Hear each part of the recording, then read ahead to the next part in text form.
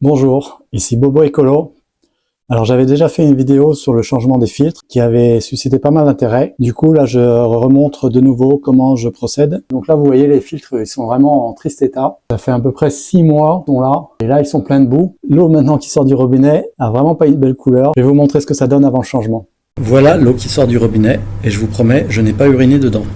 Avant de changer le filtre, je me constitue une réserve d'eau pour pouvoir nettoyer les filtres. Je coupe le circuit en amont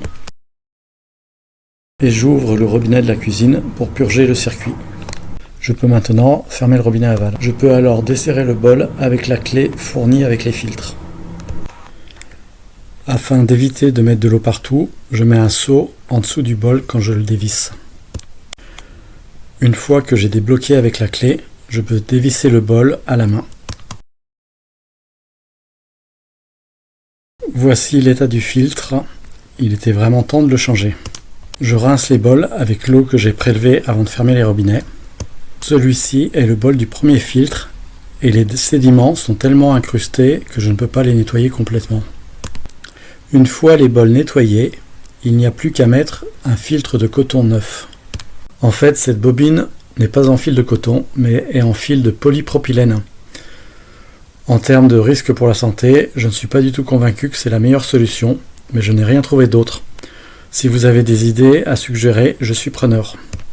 Une fois la bobine insérée dans le bol, il suffit de repositionner le bol et de remettre la vis de serrage.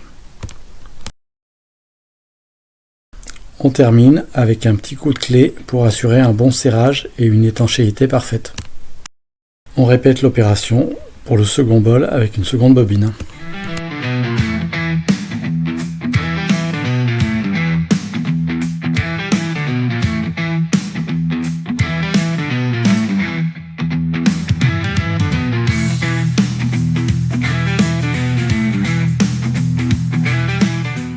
J'essuie bien les bols avec un chiffon pour détecter d'éventuelles fuites.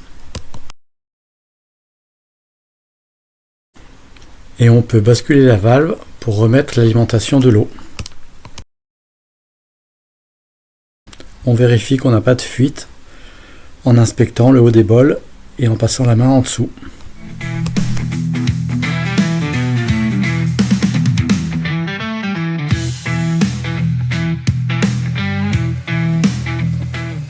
Et voilà, on a retrouvé une eau limpide.